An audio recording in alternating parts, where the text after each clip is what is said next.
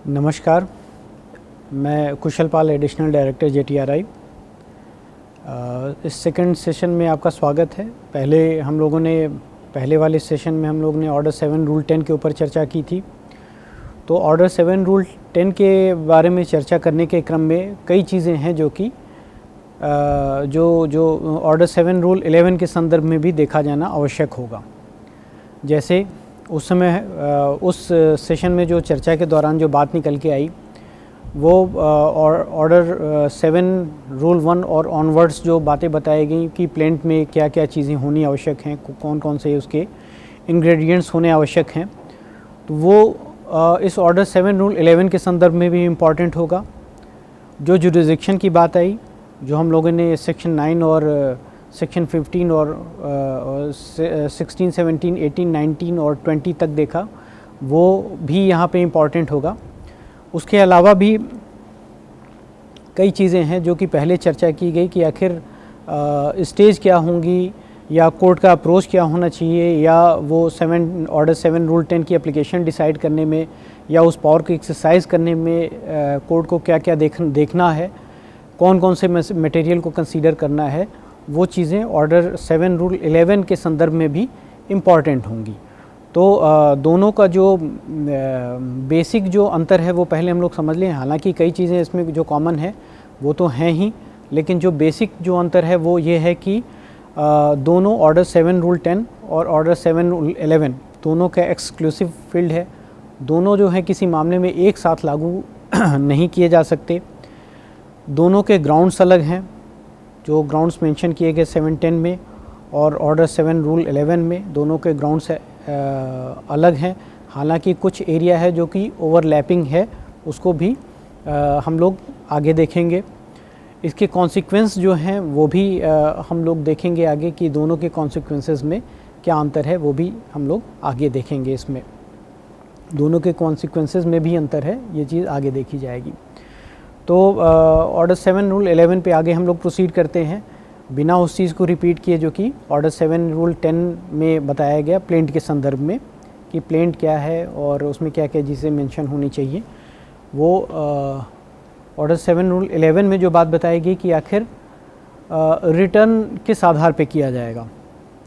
Order 7 rule 10 में जो है वो चीज़ रिटर्न ऑफ द प्लेंट के बारे में बताया गया था, और ऑर्डर 7 रूल 11 में रिजेक्शन ऑफ द प्लेंट के बारे में चर्चा की जा रही है, और उसमें वो सब ग्राउंड बताए गए कि आखिर वो रिजेक्शन ऑफ द प्लेंट का ग्राउंड क्या क्या होगा। तो वो ग्राउंड इसमें खुद इस ऑर्डर 7 रूल 11 में ही मेंशन किया गया। वो ये है कि जहाँ पे कि ये कोई कॉज ऑफ एक्शन डिस्क्लोज़ नहीं हो रहा हो। अब कॉज ऑफ एक्शन है क्या, इसको किस रूप में माना जाएगा, क्या देखा जाना होगा। इसमें डिस्क्लोज़ की बात हो रही है, तो डिस्क्लोज़ होना या डिस्क्लोज़ नहीं होना, या उसके एग्जिस्टेंस में होना या नहीं होना, दोनों में क्या अंतर है, तो उसको भी देखा जाना होगा अभी आगे जब हम लोग चर्चा करेंगे। Where the relief claimed is undervalued, valuation की बात आ गई इसमें। और फिर इसी से आगे जो एक है कि अगले उसमें प्रोविज़न में दिया गया कि वैल्यूएशन तो प्रॉपर है, लेकिन कोर्ट फीस उसमें पर्याप्त अदा नहीं की गई है। उन दोनों को भी हम लोग आगे भी बारी बारी जब हम लोग उसको टेकअप करेंगे वो इशू, तो हम लोग फिर चर्चा करेंगे। फिर एक जो है इसमें कि 7D में जो बात आई ऑर्डर 7 रूल 11D में कि barred by any law. Barred by any law की जो बात है, हम लोगों ने सेक्शन 9 की जब चर्चा की थी कोर्ट के जुरिसडिक्शन के बारे में, तो उस समय भी ये देखा था कि कोर्ट का जुरिसडिक्शन एक्सप्रेसली या इम्प्लाइड बार्ड बाई लॉ ना हो। तो इसको उस संदर्भ में भी देखा जाना होगा आगे जब हम लोग इस पर चर्चा करेंगे। और जो बाकी और जो प्रोसीजरल चीज़ें इसमें जो बता दी गई कि जो प्लेंट है वो डुप्लीकेट में नहीं फॉर्म फाइल की गई हो, और जो रूल 9 में जो प्रोविज़न दिए गए हैं ऑर्डर 7 रूल 9 में, उसका कंप्लायंस प्लेंटिफ के द्वारा नहीं किया गया हो। तो इस पर अभी विस्तार से हम लोग चर्चा करेंगे। आगे हम लोग बढ़ते हैं कि आखिर वो स्टेज क्या है, जो पहले भी हम लोगों ने चर्चा की ऑर्डर 7 रूल 10 के संदर्भ में, वही चीज़ें हैं। चूँकि ये दोनों सेक्शन ऐसे हैं, ये दोनों प्रोविज़न ऐसे हैं जो कि कहीं ना कहीं कोर्ट के जुरिसडिक्शन को हिट करते हैं, या जो प्लेंट जो कोर्ट के सामने है उसके बारे में एक डाउट क्रिएट करते हैं उसके बारे में, या कहीं कोर्ट के ऑर्डर की कंप्लायंस की बात नहीं आती है, या इसमें ये भी ऐसे भी मामले इन्वॉल्व हो जाते हैं कि जो चीज़ मेंशन किया जाना आवश्यक होगा किसी प्लेंटिफ के द्वारा प्लेंट में ऑर्डर 7 रूल 1 के आधार पे में जो बातें बताई गई उसके हिसाब से उन चीज़ों में भी कहीं ना कहीं कमी रहती है। तो ये उसी के संदर्भ में ये स्टेज को भी देखा जाना होगा कि आखिर वो कौन सा स्टेज है जिस पे हम लोग ऑर्डर 7 रूल 11 में जो पावर दिया गया है उसको एक्सरसाइज कर सकते हैं। प्रोविज़न को हम देखेंगे तो उसमें कहीं पे भी कोई बात नहीं बताई गई, क्योंकि ये जो रिजेक्शन से रिलेटेड मैटर है, कोर्ट के प्लेंट के रिजेक्शन से रिलेटेड मैटर है, इस वजह से ऑनरेबल कोर्ट ने कहा Sopan Sukhdev versus assistant charity commissioner 2004 का मामला है, इम्पॉर्टेंट मामला है, इसको आप लोग अलग से भी निकाल के देखिएगा। इसमें सीधे ये जो बात बताई गई कि ठीक है कि इसमें स्टेज की बात नहीं बताई गई, उस प्रोविज़न में सीपीसी में ये स्टेज की बात नहीं बताई गई, लेकिन ये कोर्ट के ऊपर एक ड्यूटी कास्ट की गई है इस शैल वर्ड के द्वारा। ये जो शैल वर्ड लिखा है इसके द्वारा एक कोर्ट के ऊपर एक ड्यूटी कास्ट की गई, जिसमें इस शैल वर्ड के द्वारा जो है कोर्ट के ऊपर एक ड्यूटी कास्ट की गई है कि कोर्ट देखे ये देखे कि आखिर ऑर्डर 7 रूल 11 में जो प्रावधान दिए गए हैं कहीं उससे उसका प्लेंट हिट तो नहीं कर रहा है। The word shall is used clearly implying thereby that it cast a duty on the court to perform its obligation in rejecting the plaint when the same is hit by any of the infirmities provided in the 4 clauses of rule 11। जो भी इसको ये इसके लिए किसी application की ज़रूरत नहीं है, कोर्ट ये वेट नहीं करेगी किसी मामले में कि इस मामले में डिफेंडेंट की तरफ से एप्लीकेशन आ जाए या WS आ जाए। ये कोर्ट की ही ड्यूटी है, ये हमारी ड्यूटी है, ये जो प्रोजाइडिंग ऑफिसर हैं आपकी ये ड्यूटी है कि आप ये देखें कि क्या ऑर्डर 7 रूल 11 के जो ग्राउंड्स बताए गए हैं, जो उसमें चीज़ें मेंशन की गई हैं, जो कमियां बताई गई हैं वो प्लेंट में तो नहीं है। इस चीज़ को हम लोग को हमेशा ध्यान में रखना होगा कि ये हमारी जिम्मेदारी है। सलेम भाई वर्सेस स्टेट में भी ये इस चीज़ स्पष्ट की गई कि the trial court can exercise the power at any stage of the suit before registering the plaint और after issuing the summon to the defendant at any time before the conclusion of the trial. 3 stage बता दिया गया, at any stage of the suit before registering the plaint or after issuing the summon to defendant at any time before the conclusion of the trial।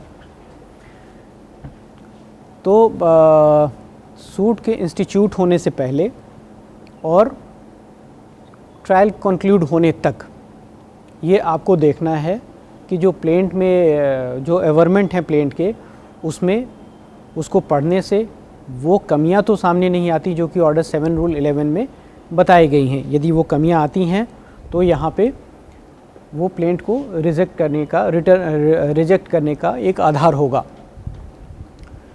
और जो बात इसमें बताई गई, क्या किसी एप्लीकेशन की ज़रूरत होगी इसमें कि वो एप्लीकेशन डिफेंडेंट फाइल करे? ऑनरेबल कोर्ट ने कहा कि नहीं, किसी भी एप्लीकेशन की ज़रूरत नहीं होगी डिफेंडेंट की तरफ से। यदि वो फाइल करता है तो ठीक है, यदि नहीं करता है तो भी चूँकि ये कोर्ट की जिम्मेदारी है कि वो देखे कि भाई जो प्लेंट उसके सामने है वो किसी उसमें कोई इन्फर्मिटी नहीं है, इस वजह से बिना ये वेट किए कि डिफेंडेंट के द्वारा कोई एप्लीकेशन दी जाए कोर्ट आगे प्रोसीड कर सकती है इसमें। ये Vitthal Bhai P limited versus Union Bank of India 2005 का मामला है, SC 1891 में। फिर Umesh Chandra Saxena versus administrator general Allahabad में अपने इलाहाबाद हाई कोर्ट का मामला ये आ गया, जिसमें कि ये ड्यूटी फिर से बताई गई है कोर्ट की। तो अभी तक जो भी हम लोगों ने केस लॉ देखा उसमें 2 चीज़ें सामने आई, कुछ चीज़ें स्पष्ट रूप से जो सामने आ रही हैं। एक तो ये कि ये कोर्ट की ड्यूटी है कि वो ये देखे कि जो प्लेंट है उसमें कोई इन्फर्मिटीज़ तो नहीं है।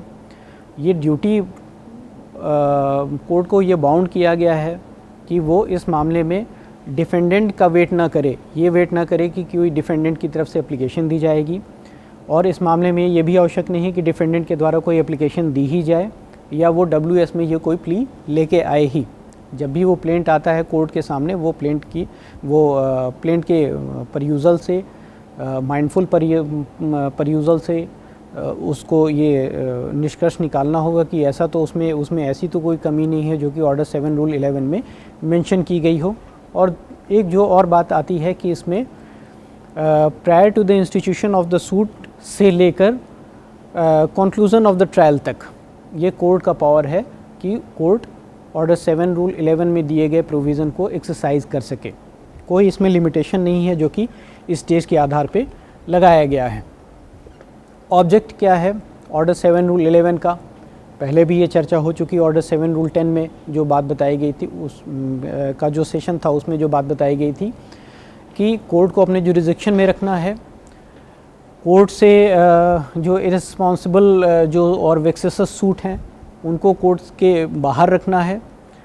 कोर्ट जो है वो, अच्छा और क्या है कि इसमें आगे बढ़ने से पहले उसके साथ ये भी देख लें कि misuse of the process of the court ना हो।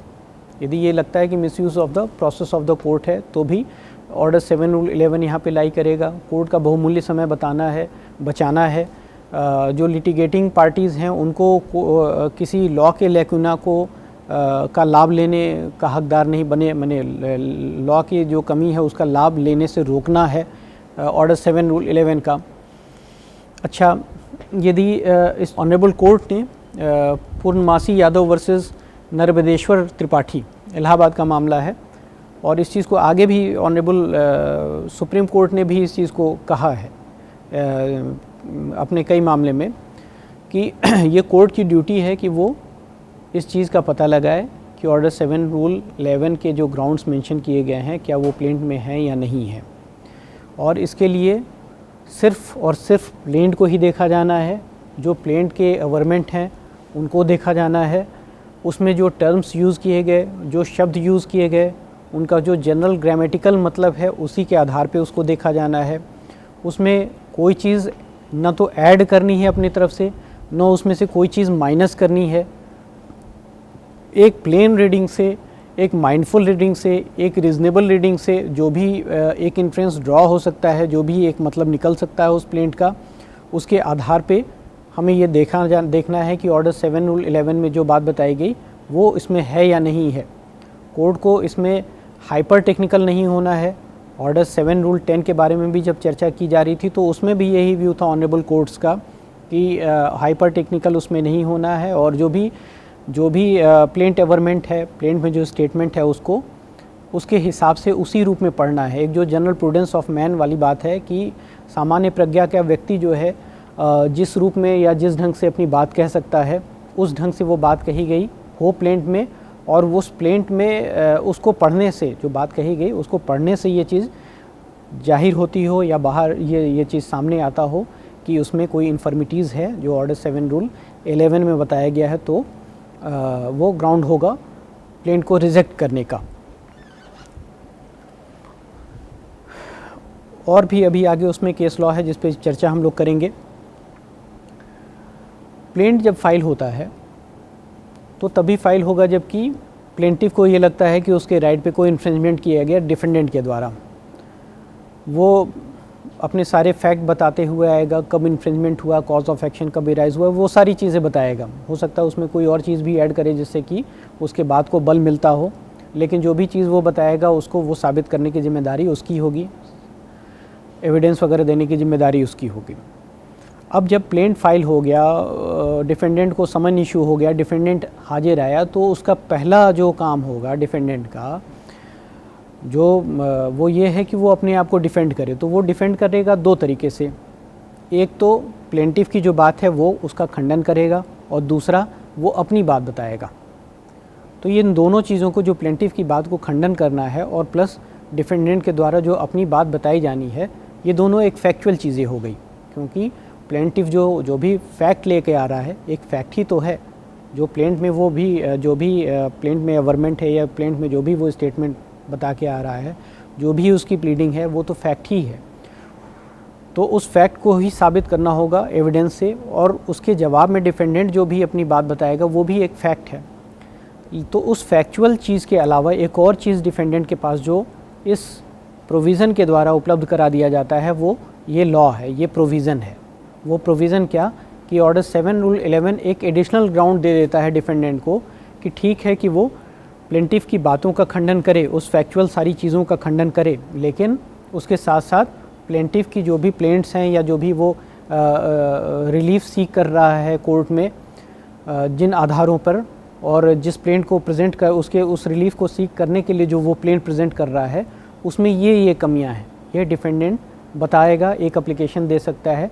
तो जो डिफेंडेंट के जो राइट हैं डिफेंड करने का और प्लेंटिफ की बात को खंडन करने का, उसके अलावा ऑर्डर 7 रूल 11 जो है एक डिफेंडेंट को एक एडिशनल राइट दे देता है कि वो ऑर्डर 7 रूल 11 में जो प्रोविज़न बताए गए हैं उसके आधार पे भी प्लेंटिफ को प्लेंट को चैलेंज करे, उसके बारे में आक्षेप करे। ये भी सोपन सुखदेव के मामले में ही कहा गया। सोपन सुखदेव का मामला इस मामले में इम्पॉर्टेंट है, इसमें कई चीज़ें बड़े विस्तार से डिस्कस की गई। स्टेज की भी इसमें बात बताई दी गई कि कोई भी किसी भी स्टेज पे किया जा सकता और डिफेंडेंट की किसी एप्लीकेशन की ज़रूरत नहीं पड़ेगी। जो ग्राउंड्स हैं ऑर्डर 7 रूल 11 के, उस पर चर्चा करने से पहले ये देखा जाना होगा कि यहाँ पे रिजेक्शन ऑफ प्लेंट की बात कही गई है, rejection of the part of the plaint की बात नहीं कही गई। तो कोर्ट जो है वो आप ऐसा कोई ऑर्डर नहीं कर सकते कि आप किसी प्लेंट के पार्ट को रिजेक्ट कर दें। यदि कोई एप्लीकेशन आती है या नहीं भी आती है और आपको लगता है कि प्लेंटिव का प्लेंट जो है वो ऑर्डर 7 रूल 11 के तहत जो है वो रिजेक्ट किया जाना चाहिए, तो जो भी रिजेक्शन है वो एज ए होल होगा, उस पूरे प्लेंट का होगा, न किसी पार्ट का होगा। ठीक है, तो ये चीज़ ध्यान में रखनी होगी। और ये बात रूपलाल वर्सेस नक्षत्र सिंह गिल 1982 3 SCC 482 के मामले में ऑनरेबल सुप्रीम कोर्ट के द्वारा स्पष्ट किया गया कि किसी कोई पार्ट रिजेक्शन नहीं होगा इसमें किसी प्लेंट का। जब भी रिजेक्शन होगा वो इन टोटो होगा या पूरे प्लेंट का होगा। कई बार ये होता है कि जो स्ट्राइकिंग ऑफ प्लीडिंग है, इसको भी हम लोग आगे चर्चा करेंगे जब हम लोग कॉज ऑफ एक्शन के बारे में चर्चा करेंगे या बार्ड बाय लॉ के बारे में चर्चा करेंगे। तो जो ग्राउंड्स, ये दोनों ग्राउंड बताए गए हैं, उस पे जब चर्चा करेंगे तो स्ट्राइकिंग ऑफ प्लीडिंग के बारे में बात आएगी। कई बार ये होता है कि किसी प्लेंट को रिजेक्ट करने से बेहतर ये होगा कि वो ठीक है कि एक प्लेंट आपके सामने आया और उसमें आपने ये पाया कि हाँ इस प्लेंट का ये पार्ट है जो कि ऑर्डर 7 रूल 11 के परव्यू में आ रहा है। तो ये भी हो सकता है कि जो चीज़ ऑर्डर 7 रूल 11 के परव्यू में चीज़ आ रही है वो उस जो भी सब्जेक्ट मैटर है या उस सब्जेक्ट मैटर से रिलेटेड जो भी अवरमेंट किया गया प्लेंटिव के द्वारा उस प्लेंट में, उससे इतने गंभीर रूप से या इतने ऐसे रूप से नहीं जुड़ा है कि उसको सेपरेट न किया जा सके। यदि वो ऐसी चीज़ है जिसको सेपरेट किया जा सके या जिसको स्ट्राइक ऑफ किया जा सके, और उसको स्ट्राइक ऑफ किए रहने के बावजूद भी प्लेंटिफ जो रिलीफ सीख करना चाह रहा है उसके लिए पर्याप्त आधार हों, पर्याप्त फैक्ट कोर्ट के पास वो मेंशन करे, यानी कोर्ट के सामने पर्याप्त फैक्ट हो जिसके आधार पे कोर्ट एडजुडिकेट करे दोनों पक्षों के विवाद को। तो ऑनरेबल कोर्ट ने कहा कि ऐसे मामले में स्ट्राइकिंग ऑफ प्लीडिंग का जो प्रोविज़न दिया गया है उसको एक्सरसाइज करते हुए ऑर्डर 6 रूल 16 में जो बात बताई गई, प्लेंटिफ से ये कहा जा सकता है कि वो पोर्शन जो कि ऑर्डर 7 रूल 11 के परव्यू में आ रहा है उसको स्ट्राइक ऑफ कर दे और बाकी जो पोर्शन है वो कोर्ट के जुरिसडिक्शन में बना रह सकता है। ये तब की बात कही गई जबकि ये लग रहा है कि किसी प्लेंट का कोई पार्ट जो है वो स्ट्राइक ऑफ किए जाने योग्य है या किसी प्लेंट का पार्ट जो है वो रिजेक्ट किए जाने योग्य है। यदि प्लेंट लगता है कि दोनों चीज़ों में कंफ्यूज होने की ज़रूरत नहीं है, जिस पार्ट को स्ट्राइक ऑफ किया जाना है यदि वो इतना इम्पॉर्टेंट है कि यदि उसको स्ट्राइक ऑफ कर दिया जाए तो प्लेंटिफ के दावे का आधार ही ख़त्म हो जाए, तो उस कंडीशन में पूरे प्लेंट को ही रिजेक्ट किया जाना होगा। बाकी यदि कुछ ऐसी चीज़ें लगती हैं जो आनुषांगिक रूप से जुड़ी हुई हैं उससे, प्लेंटिफ के एवरमेंट से, उस कंडीशन में इसको ये वाला जो प्रिंसिपल बताया गया ऑनरेबल कोर्ट के द्वारा, Sandeep polymers limited versus Bajaj auto में ये प्रिंसिपल बताया गया, इसको लागू किया जा सकता है। लेकिन फिर ये बात होगी कि इसको लागू करने में थोड़ी सतर्कता और सावधानी की ज़रूरत होगी, ये तय करने के लिए कि हाँ भाई आखिर वो पार्ट कितना इम्पॉर्टेंट है, क्या उसको हटा देने से प्लेंटिफ के दावे का आधार ही ख़त्म हो जाए। तो ये चीज़ ध्यान में रखना होगा।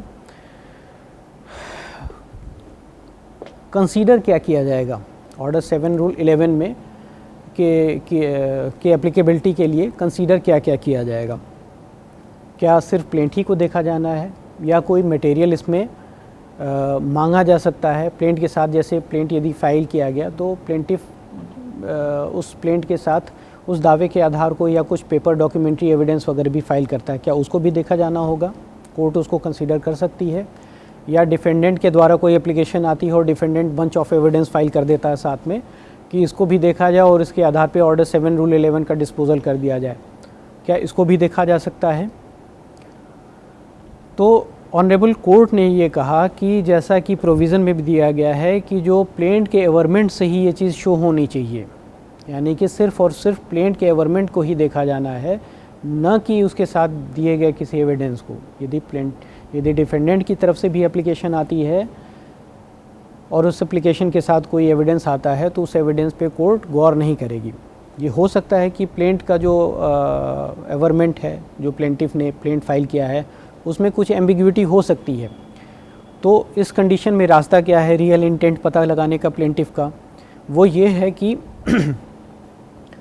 ऑर्डर 10 रूल 10 का बयान, ऑर्डर 10 में जो कोर्ट है वो उसका प्लेंटिफ का स्टेटमेंट रिकॉर्ड कर सकती है। ऑर्डर 10 में जो स्टेटमेंट रिकॉर्ड किए जाने का जो प्रोविज़न दिया गया है उसको एक्सरसाइज करते हुए कोर्ट प्लेंटिफ के रियल इंटेंट का पता लगा सकती है और ये भी पता लगा सकती है कि वास्तव में जो चीज़ जिस प्लेंट के जिस पार्ट के बारे में लग रहा है कि ये पार्ट ऑर्डर 7 रूल 11 में जो ग्राउंड्स दिए गए हैं उससे हिट हो रहा है, तो उसके बारे में चीज़ वो क्लियर हो सकती है। लेकिन किसी भी दशा में प्लेंट के बाहर की कोई चीज़ इसमें नहीं देखी जानी है, न ही किसी एविडेंस को इसमें कंसीडर किया जाना है। और इसमें ये भी है कि यदि WS फाइल भी कर दिया जाता है और उस WS में यदि डिफेंडेंट के द्वारा ऑर्डर 7 रूल 11 की प्ली ली भी जा रही है, ग्राउंड्स मेंशन भी किए जा रहे हैं, तो भी उस चीज़ को इस ऑर्डर 7 रूल 11 की एप्लीकेशन या उस को डिसाइड करने में या ऑर्डर 7 रूल 11 के में दिए गए प्रोविज़न को एक्सरसाइज करने में, लागू करने में नहीं देखा जाएगा। सिर्फ और सिर्फ प्लेंट ही देखा जाना है और प्लेंट का सब्सटेंस देखा जाना है, न कि प्रोफार्मा देखा जाना है। हो सकता है बहुत हैप्पीली वर्डेड ना हो, पहले ही जैसे इस ऑर्डर 7 रूल 10 में ये बात बताई गई थी, तो बहुत हैप्पीली वर्डेड ना हो तो भी सिर्फ प्लेंट का जो रियल इंटेंट है वो देखा जाना होगा, सब्सटेंस देखा जाना होगा। जो रिलीफ सीख की जा रही है उससे किसी कन्फ्यूज़न में नहीं आना है। उस रिलीफ को सीख करने का जो ग्राउंड्स मेंशन किया गया उसको देखा जाना होगा। पहले भी ये चर्चा आपसे ऑर्डर 7 रूल 10 के संदर्भ में की जा चुकी है। जो भी इंटेंशन है पार्टी का वो प्लीडिंग के पूरे पढ़ने से ही देखा जाएगा। उसको किसी पीस मील में नहीं पढ़ना है प्लेंट को। ये नहीं कि इस पार्ट से तो लग रहा है कि हमारे जुरिसडिक्शन में है और लेकिन जो दूसरा पार्ट है उससे ये लग रहा है कि भाई ऑर्डर 7 रूल 11 से ये हिट हो रहा है। नहीं, इसमें पूरे के पूरे प्रोविज़न को पूरे के पूरे प्लेंट को ही इसमें देखा जाना होगा और उसी से जो रियल इंटेंट है उसको भी निकालना होगा जो पार्टी का है।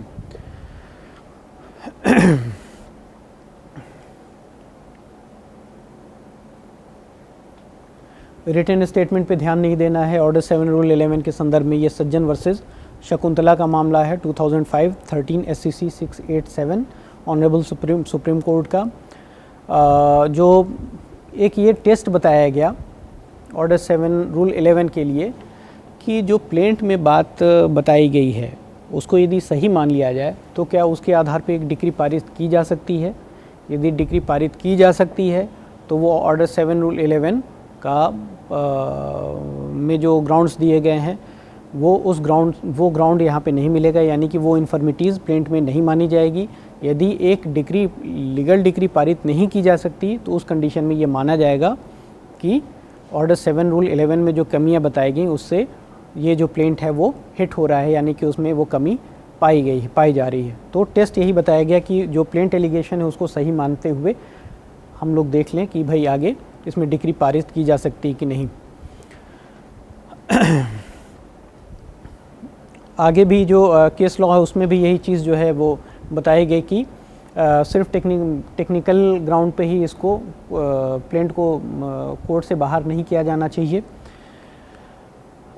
ये देखा जाना है कि एक बड़ा इम्पॉर्टेंट मामला आया था इसमें अभी, राघवेंद्र शरण सिंह का मामला, राघवेंद्र शरण सिंह वर्सेस राम प्रसन्न सिंह। ये सिविल अपील नंबर है 2960 ऑफ 2019, 2960 ऑफ 2019 सिविल अपील है।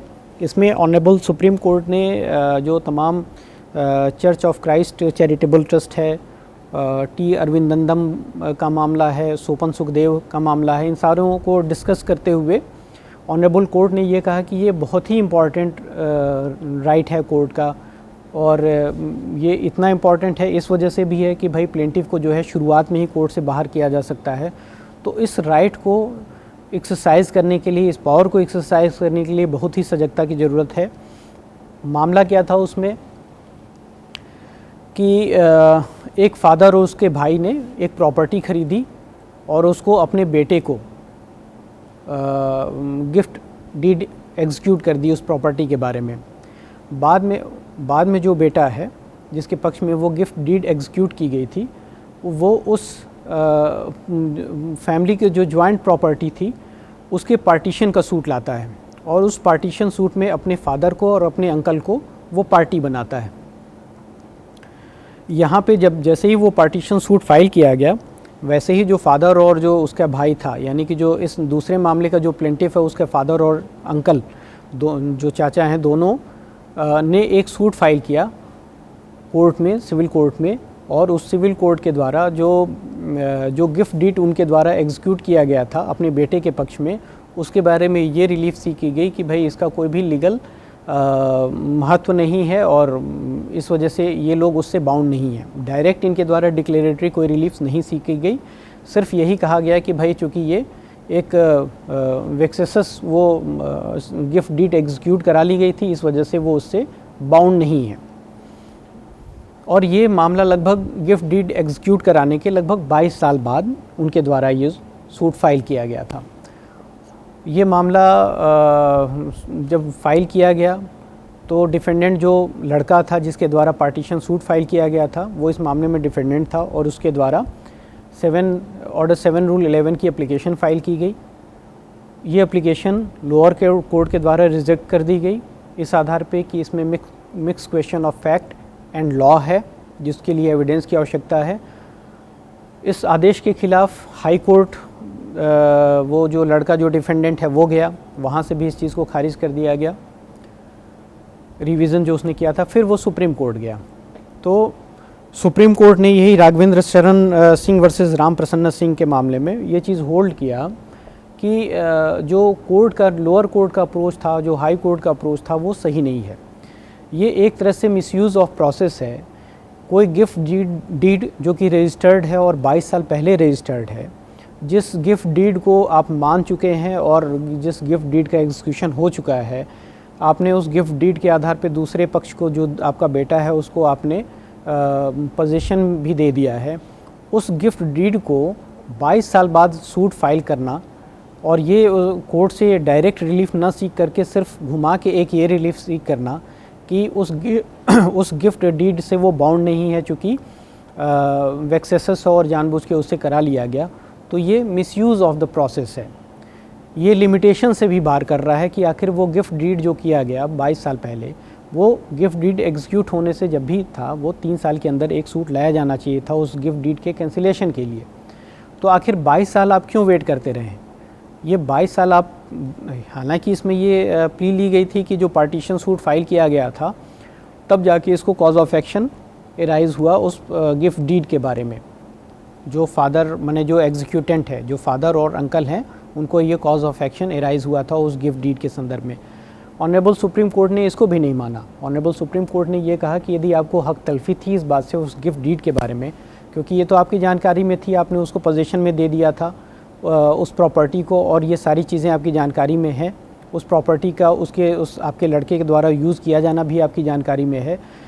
वो इन्फोर्स हो चुका था, इसके बावजूद जो है आपने उसके बारे में कोई भी सूट फाइल नहीं किया, और 22 साल बाद आप तब आ रहे हैं जबकि जिसके पक्ष में गिफ्ट डीड एग्जीक्यूट किया गया वो उस गिफ्ट डीड के आधार पे उस प्राप्त की हुई संपत्ति और जो पैतृक संपत्ति है उसके विभाजन का सूट लाया गया। तो यहाँ पे ये भी देखा जाना होगा कि जो मिसयूज़ ऑफ द प्रोसेस नहीं होना चाहिए किसी भी ढंग से, यदि वो भी लगता है तो ये ऑर्डर 7 रूल 11 का के परव्यू में ये सारी चीज़ें आएंगी। अब वो ग्राउंड हम लोग देख लेते हैं कि कौन कौन से ग्राउंड हैं जिसके आधार पे प्लेंट को रिजेक्ट किया जा सकता है। तो जो पहला ग्राउंड है उसमें कॉज ऑफ एक्शन को बताया गया। कॉज ऑफ एक्शन है क्या? Cause of action bundle of facts है। बेसिक प्रिंसिपल आप लोग पढ़ते भी होंगे, क्लास के दौरान भी आप लोगों ने पढ़ाई की होगी कि cause of action bundle of the facts है। प्लेंटिफ जो रिलीफ सीख करना चाहता है कोर्ट के सामने, उसके लिए उसको कुछ फैक्ट बताने होंगे कोर्ट में, और वो फैक्ट कहाँ बताएगा? वो प्लेंट में बताएगा। वो प्लेंट में जो सारी चीज़ें बताएगा, जो भी स्टेटमेंट वो प्लेंट में अपने मेंशन करेगा, एवरमेंट प्लेंट के एवरमेंट में जो मेंशन करेगा, उन्हीं सारी चीज़ों से कॉज ऑफ एक्शन उसका एक गठित होता है, क्रिएट होता है, कॉज ऑफ एक्शन पैदा होता है। क्योंकि कॉज ऑफ एक्शन बेसिक उसका जो लॉ है वो ये है कि कॉज ऑफ एक्शन तब होगा जबकि किसी के राइट पे इन्फ्रिंजमेंट हो, यानी कि जब राइट है तो राइट टू सू भी है, और जब राइट टू सू है तो ये तब इन्फोर्सेबल होगा जबकि कॉज ऑफ एक्शन एराइज हो। तो जैसे ही राइट पे इन्फ्रिंजमेंट हुआ वो कॉज ऑफ एक्शन एराइज हो गया। Cause of action, right to sue और कोर्ट के जुरिसडिक्शन, इन तीनों का तालमेल बनेगा तभी जाके एक सूट आगे प्रोसीड करेगा और प्लेंटिफ जो रिलीफ सीख कर रहा है वो आगे बढ़ेगा, वो उसको मिल पाएगा। कॉज ऑफ एक्शन के बारे में ऑनरेबल कोर्ट का कई प्रोनाउंसमेंट आए जिसमें ये कहा गया कि कॉज ऑफ एक्शन को रियल होना चाहिए।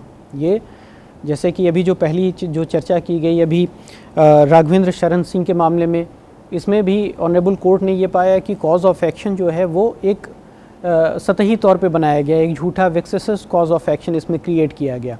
तो ये देखा जाना होगा प्लेंट के एवरमेंट से कि क्या रियल कॉज ऑफ एक्शन है या शब्दों के हेरा फेरी से, क्लेवर प्लीडिंग के माध्यम से उसको एक कॉज ऑफ एक्शन का एक जामा आवरण एक पहना दिया गया या कॉज ऑफ एक्शन शो कर दिया गया। तो यहाँ पे ये चीज़ ध्यान में रखना होगा कि क्या वास्तव में कोई राइट है, यानी कॉज ऑफ एक्शन का मतलब कि यदि कोई राइट उसका वास्तव में है उस प्रॉपर्टी के बारे में और वो राइट किसी भी ढंग से इन्फ्रिंज हुआ है तो ही उसका कॉज ऑफ एक्शन वो माना जाएगा, और यदि राइट इन्फ्रिंज हुआ है तभी वो उस रिलीफ को प्राप्त करने का अधिकारी होगा जिसके लिए उसने सूट फाइल किया है। ये I T C limited versus debts recovery appellate tribunal का मामला था 1998 टू SCC 70। इसमें भी basic question to be decided while dealing with an application filed under Order 7 Rule 11 of the Code is whether a real cause of action has been set out in the plaint or something purely illusory has been stated with a view to get out of Order 7 Rule 11 of the Code। ये illusory की बात, मैंने real cause of action देखना है, illusory तो नहीं है ये भी देखना है। ये एक टी अरविंदम का मामला है, ये बड़ा इंपॉर्टेंट मामला है, इसको अभी भी कोट किया जाता है, कई 100 केसेस में इसको ऑनरेबल सुप्रीम कोर्ट के द्वारा भी कोट किया गया। इसमें भी ये बात आई कि वो प्लेंट के गवर्नमेंट को देखना है कॉज ऑफ एक्शन रियल है या नहीं, process misuse of the process of the court नहीं तो नहीं है, और ये देखना होगा कि क्लेवर प्लीडिंग के माध्यम से कॉज ऑफ एक्शन इसमें तो ज़बरदस्ती नहीं शो कर दिया गया। इसी में कोर्ट की ड्यूटी भी बता दी गई, इसी वाले मामले में जो लोअर कोर्ट है या जो जिस कोर्ट के सामने वो सूट फाइल किया जा रहा है उसकी ड्यूटी भी बता दी गई कि कोर्ट को एक मेयर स्पेक्टेटर नहीं होना चाहिए। He has to be vigilant while dealing with the suit, जो भी उसके सामने मामला आ रहा है उसको देखने में उसको विजिलेंट होना चाहिए, हमेशा जागरूक रहना चाहिए, और ऐसे मामले को जो लगता है कि वेक्सेस है या जो लगता है कि misuse of the process of the court है उसको शुरू में ही उठा के कोर्ट से बाहर कर देना चाहिए। जो फॉल्स लिटिगेशन है उसको निप एट द बर्ड की बात की गई कि उसको अभी वो जन्म ले रहा है, अभी वो पैदा हुआ नहीं, उसी समय उसको बाहर कर देना चाहिए। ऑनरेबल कोर्ट ने ये कहा कि if clever drafting has created the illusion of a cause of action it has to be nipped in the bud at the first hearing by examining the party searching and order 10 of the court. वही order 10 का सहारा लेते हुए cause of action इसमें पता लगाना है और उसको शुरुआत में ही फर्स्ट हियरिंग में ही उसको तय कर लेना है यदि लगता है कि बाहर करने के लिए।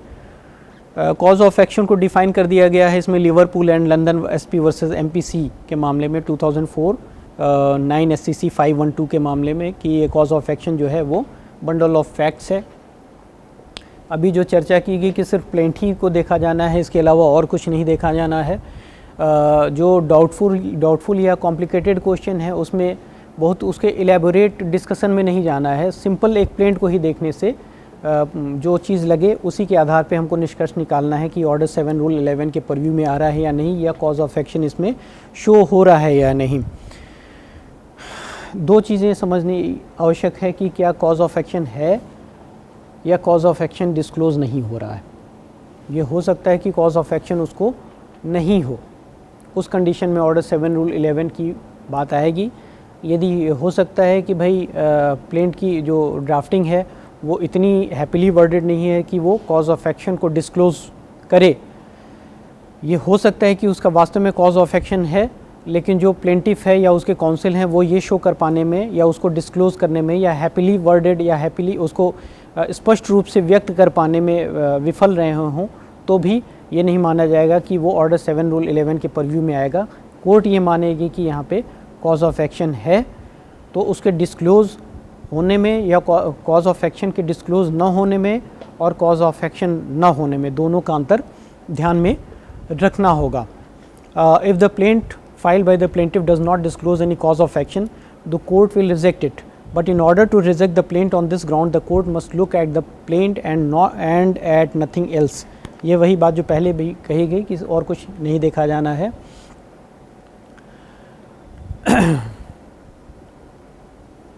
जो अंतर वाली बात बताई गई थी वो रूपलाल वर्सेस गिल का मामला था कि कॉज ऑफ एक्शन न होना और कॉज ऑफ एक्शन डिस्क्लोज न होना, दोनों का जो अंतर है और दोनों का जो इफ़ेक्ट है उसको बता दिया गया था।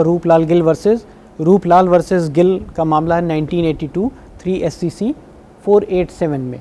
ये भी एक अच्छा जजमेंट है, इसको सारी चीज़ें इसमें अच्छे से डील की गई थी।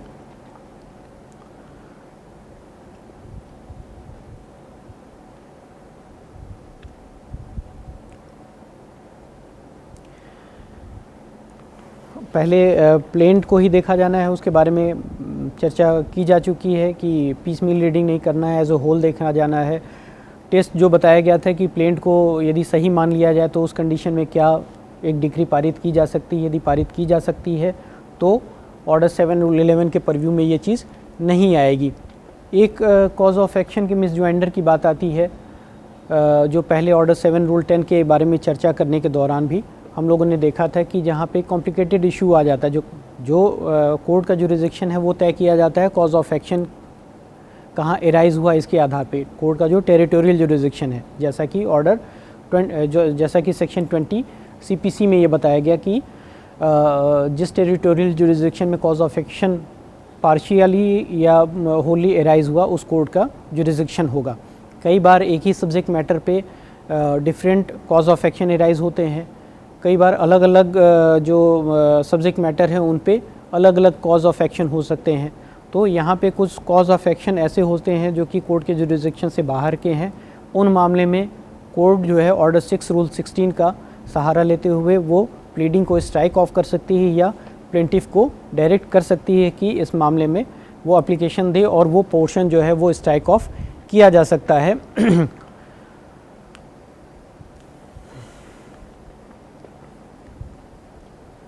अब आगे कॉज ऑफ एक्शन से हम लोग आगे बढ़े। दो चीज़ें साथ में इसमें बताई गई वैल्यूएशन के बारे में कि जहाँ प्रॉपर्ली वैल्यूड नहीं है सूट और इस वैल्यूएशन सही करने के लिए कोर्ट के द्वारा समय दिया गया और इसके बावजूद प्लेंटिफ के द्वारा कोर्ट का वैल्यूएशन सही नहीं किया गया। और दूसरी जो बात इसी से रिलेटेड बताई गई, जहाँ वैल्यूएशन तो प्रॉपर है लेकिन जो कोर्ट फीस उस पर अदा की गई है वो सही नहीं है, प्रॉपर नहीं है, और जो भी कमी है कोर्ट फीस के बारे में उसको दूर करने के लिए कोर्ट के द्वारा समय दिया गया है, डायरेक्शन दिया गया है प्लेंटिफ को। इसके बावजूद प्लेंटिफ के द्वारा वो कोर्ट फीस की कमी को पूरी नहीं की जा रही है। उस कंडीशन में भी रिटर्न जो प्लेंटिफ का जो प्लेंट है उसके रिटर्न किए जाने की व्यवस्था दी गई। ये दोनों चीज़ें, पहली चीज़ जो है वो सूट का वैल्यूएशन वो कोर्ट के पेक्यूनियरी जुरिसडिक्शन से रिलेटेड है।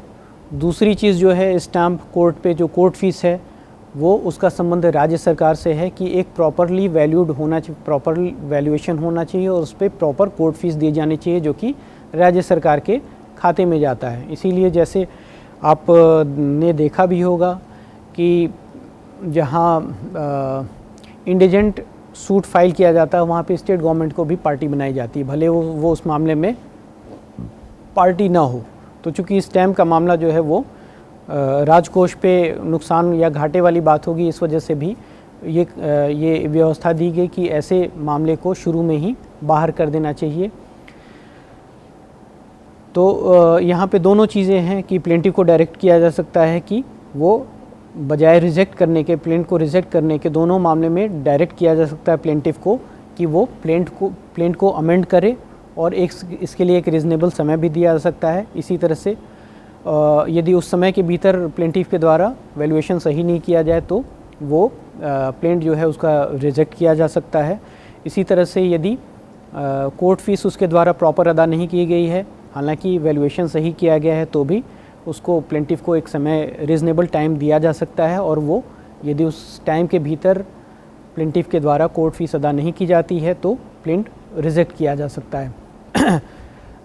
फिर फर्दर टाइम जो है वो कोर्ट तभी बढ़ाएगी इसमें जब तक कि कोई ऐसी असामान्य परिस्थिति नहीं हो जाए जो कि जिसके कारण प्लेंटिफ कोर्ट के ऑर्डर को फॉलो करने में विफल रहा हो। तो ये चीज़ भी आप जब ऑर्डर इस ग्राउंड पे ऑर्डर 7 रूल 11 की एप्लीकेशन आएगी या आपके द्वारा देखा जाता है, बिना एप्लीकेशन आए भी यदि आपके द्वारा वैल्यूएशन और कोर्ट फीस के इशू को या मैटर को देखा जाता है या उसके बारे में कोई ऑर्डर पास किया जाता है तो वो चीज़ आपको उस लेवल पे कंसीडर करना होगा। ऑनरेबल सुप्रीम कोर्ट का एक मामला है, पुराना है, where the relief claimed by the plaintiff is under valued and the valuation is not corrected within the time fixed और extended by the court, the plaint will be rejected. वही बात है जो कि इस प्रोविज़न में दिया गया। सफिशिएंट स्टैम्प के बारे में ऑर्डर 7 रूल 11C में ये बात बताई गई। एक बात ये भी इसमें बता दी कि एक रास्ता थोड़ा सा निकाल दिया गया कि यदि कोर्ट फीस अदा कर दी जा रही है प्लेंटिफ के द्वारा तो प्लेंट उस डेट से इंस्टीट्यूट हुआ मान लिया जाएगा जिस डेट पे वो प्लेंट फाइल किया गया था, न कि जो कोर्ट फीस अदा की गई है उस डेट से। नॉर्मल कोर्स में जो प्लेंट फाइल किया जाता है उसकी जिस डेट को फाइल किया जाता है उस डेट पे प्रॉपर एक कोर्ट फीस होना आवश्यक है। एक ये रास्ता इसमें ऑनरेबल कोर्ट के द्वारा मन्नन लाल वर्सेस छोटका बीवी 1970 का मामला है, 1 SCC 769 में ये एक निकाल दिया गया, एक बताया गया।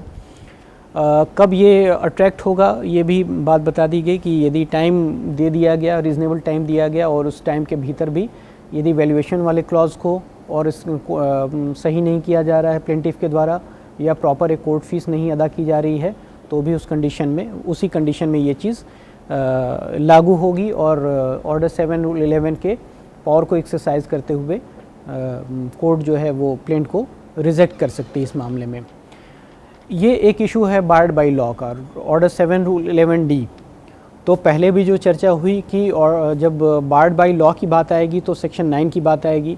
सेक्शन 9 में जो एक जनरल प्रोविज़न दे दिया गया है कि सिविल नेचर के सारे सूट को ट्राई करने का पावर जुरिसडिक्शन जो है वो सिविल कोर्ट का होगा। दो उसमें कंडीशन बता दी गई थी कि इस CPC में जो प्रोविज़न कंटेन किए गए बताए गए हैं उसके अधीन और बार्ड बाई लॉ, यानी कि यदि किसी लॉ से सिविल कोर्ट के इस जुरिसडिक्शन को बार किया गया हो एक्सप्रेसली या इम्प्लॉयडली। तो ये इशू जब आता है तो इस मामले में कई इशू ऐसे होते हैं जो कि जो mix question of fact and law होते हैं, कई इशू ऐसे होते हैं जो कि प्योर क्वेश्चन ऑफ लॉ होते हैं। तो प्लेंट के गवर्नमेंट से ये देखना होगा कि क्या ये चीज़ जो है जो बार्ड बाई लॉ वाली बात है वो प्लेंट के गवर्नमेंट से शो हो रहा है कि नहीं। क्या ये देखना होगा कि क्या जो सब्जेक्ट मैटर है जिसके बारे में कि सूट फाइल किया गया वो सब्जेक्ट मैटर ऐसा है जिस पे कोर्ट का जुरिसडिक्शन नहीं है। उस सब्जेक्ट मैटर के मामले से रिलेटेड मैटर को तय करने के लिए कोई एक ट्रिब्यूनल को बना लिया गया, या जैसे कि सपोज़ कीजिए कि यदि वक्फ प्रॉपर्टी के बारे में कोई सूट फाइल किया जा रहा है, इसके बारे में किसी एविडेंस की ज़रूरत नहीं है, ये प्लेंट के गवर्नमेंट से ही ये चीज़ शो हो जाएगी कि ये इस मामले में सिविल कोर्ट का जुरिसडिक्शन बार कर दिया गया है वक्फ एक्ट से। लिमिटेशन का एक ऐसा इशू हो सकता है, किसी कॉज ऑफ एक्शन एराइज होने के कितने दिन के अंदर कोई सूट फाइल किया जा सकता है, ये लिमिटेशन एक्ट में प्रोवाइड किया गया है। और प्लेंटिफ अपने प्लेंट में ये लिख के आ रहा है कि कॉज ऑफ एक्शन इस डेट को एराइज हुआ, और उसके द्वारा जो सूट फाइल किया जा रहा है, जो इंस्टीट्यूशन ऑफ द सूट की डेट है वो उस लिमिटेशन के बाहर की डेट है। उस मामले में भी ये प्लेंट के प्लेन रीडिंग से, प्लेंट के परयूजल से ही ये चीज़ आ जा रही है।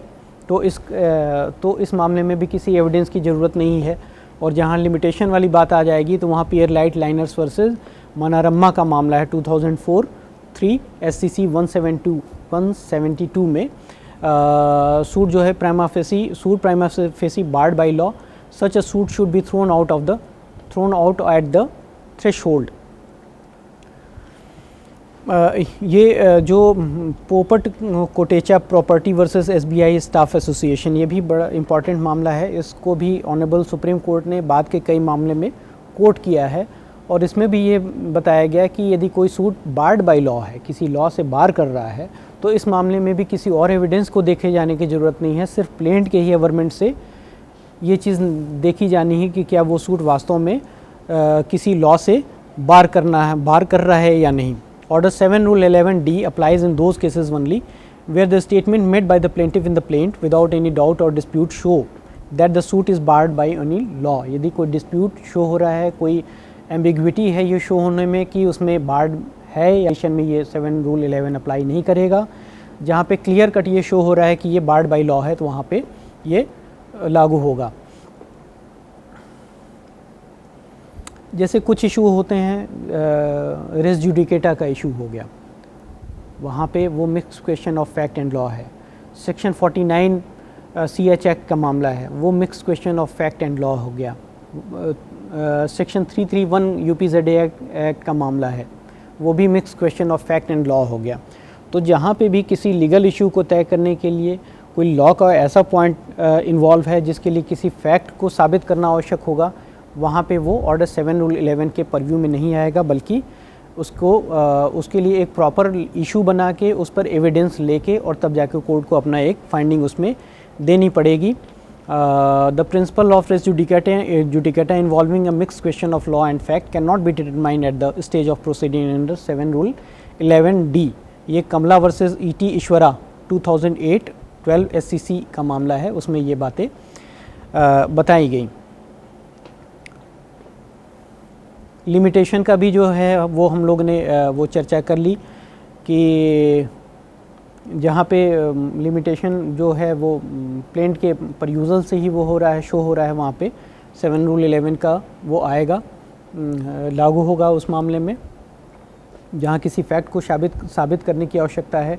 सपोज़ कीजिए कि किसी डीड के कैंसिलेशन का एक इशू आया, दावा आया, और प्लेंटिफ ने ये कहा कि उस डीड के सेल डीड के कैंसिलेशन के लिए एक सूट लाया गया, और ये बात आ गई कि भाई इस सेल डीड के कैंसिलेशन का कॉज ऑफ एक्शन तब एराइज हुआ जब इस सेल डीड के कैंसिलेशन की जानकारी हुई।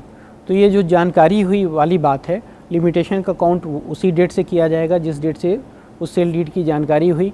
लेकिन जानकारी होना उस सेल डीड के बारे में ये एक ऐसा फैक्ट है जिसको साबित किया जाना आवश्यक होगा उस लिमिटेशन के काउंट करने के लिए।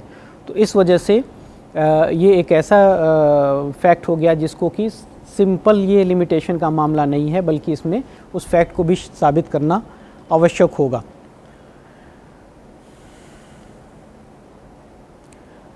यदि कोर्ट के जुरिसडिक्शन के बारे में जो लॉ है, प्रिवेलिंग लॉ है, उसमें कोई चेंज आता है, उसको भी कोर्ट को ध्यान में रखना होगा। कोई सूट हो सकता है कि जब वो फाइल किया गया उस समय वो बार्ड बाय लॉ ना रहा हो, सूट की प्रोसीडिंग के दौरान उस मैटर पे कोर्ट के जुरिसडिक्शन को बार कर दिया गया हो, तो जैसे ही वो सूट बार किया गया वहाँ पे कोर्ट के जुरिसडिक्शन को बार किया गया, वैसे ही जो सूट है वो ट्रांसफ़र हो जाएगा जो कॉम्पिटेंट कोर्ट है वहाँ पे। और यदि कोई एप्लीकेशन आती है ऑर्डर 7 रूल 11 की, तो उस स्टेज पे भी वो इंटरटेनेबल होगी वो, ठीक है। तो यदि कोई जुरिसडिक्शन के बारे में लॉ में यदि चेंज आता है और उसके आधार पे ऑर्डर 7 रूल 11 की एप्लीकेशन दी जाती है, तो वो भी इंटरटेन की जा सकती है और उस पर आदेश होगा। ये सुधीर वर्सेस एम संजीव है का मामला है, 2006 1 SCC 141 का मामला।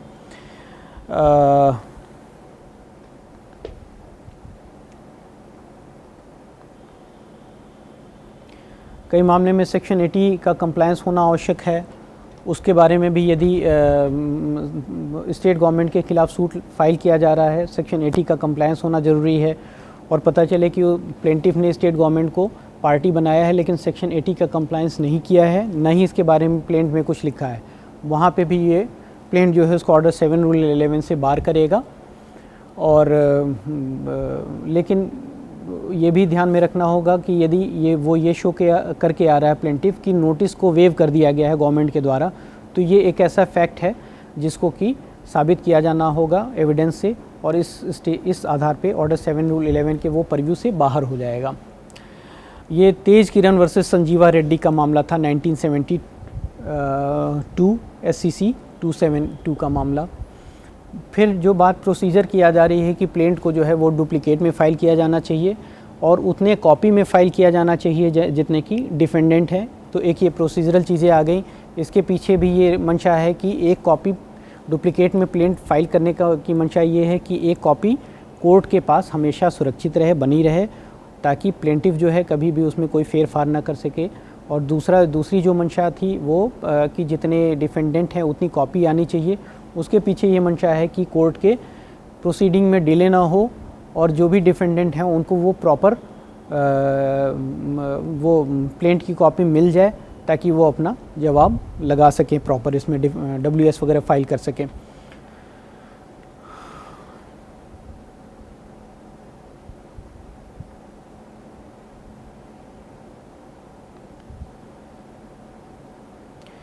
प्लेंट रिजेक्ट होने का क्या इफ़ेक्ट होगा? एक तो ये है कि जहाँ प्लेंट रिजेक्ट हो रहा है वहाँ पे वो जो भी प्रिजाइडिंग ऑफिसर हैं जिनके द्वारा वो प्लेंट रिजेक्ट किया गया हो उसमें एक रिजन्ड ऑर्डर पास करेंगे कि किस आधार पे वो प्लेंट रिजेक्ट किया गया, ताकि प्लेंटिफ को एक राइट मिल सके कि वो साधा आदेश को चुनौती दे सके।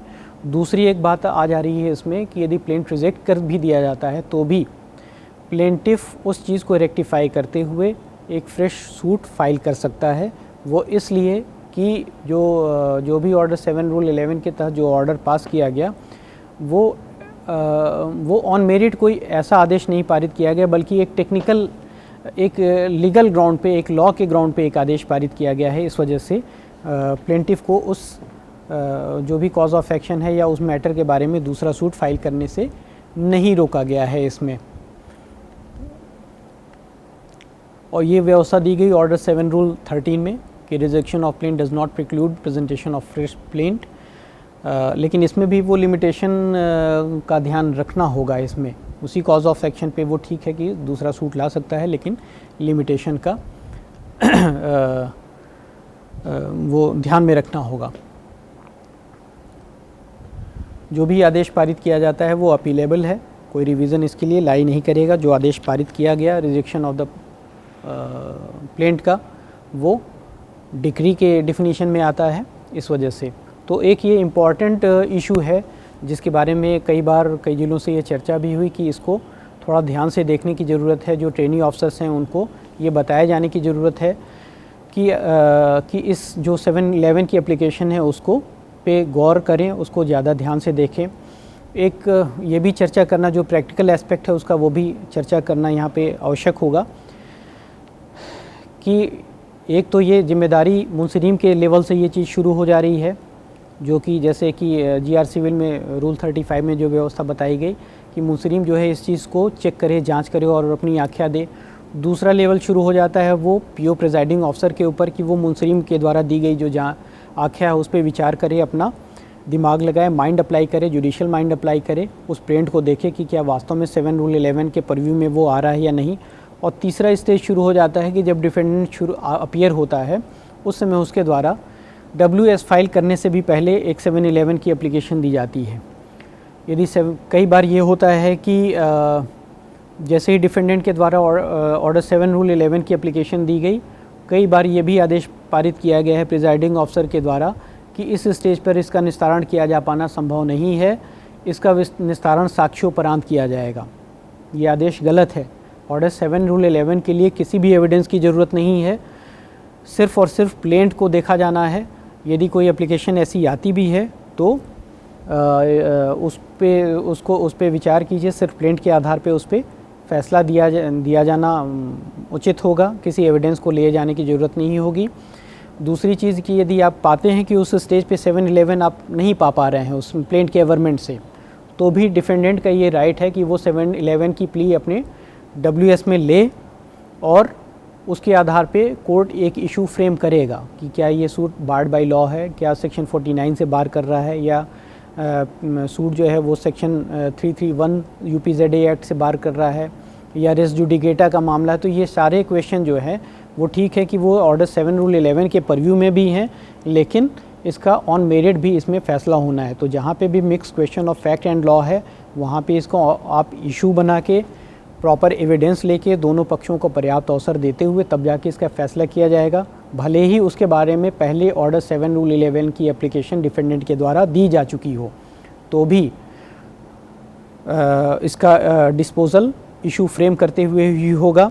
ऑर्डर 7 रूल 11 के एप्लीकेशन के बारे में कभी भी ये न लिखिए कि डिफेंडेंट WS फाइल करे तब जाके इसका निस्तारण किया जाएगा।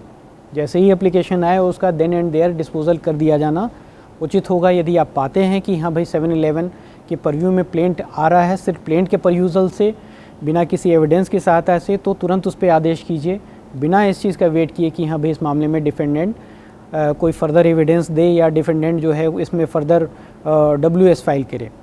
तो इस चीज़ को हमेशा गांठ बांध लीजिए, ध्यान में इसको रखिए कि ऑर्डर 7 रूल 11 में आपका दायरा कहाँ तक है, किस किस चीज़ को आप देखेंगे और इसमें क्या क्या चीज़ें आप नहीं मांग सकते हैं। इसमें सिर्फ़ और सिर्फ जो एक रास्ता इसमें खोला गया वही ऑर्डर 10 की बात कही गई कि बहुत हुआ है इसमें, तो प्लेंटिफ का आप स्टेटमेंट रिकॉर्ड कर सकते हैं ये देखने के लिए कि ऑर्डर 7 रूल 11 में जो ग्राउंड्स बताए गए हैं कि उस ग्राउंड में वो जो कमियां बताई गई हैं वो इस प्लेंट में है या नहीं। इसके अलावा कुछ भी नहीं देखना है ऑर्डर 7 रूल 11 के लिए, और एविडेंस तो कतई नहीं लेना है, जैसा कि ऑनरेबल सुप्रीम कोर्ट के द्वारा जो फैसला दिया गया उसको।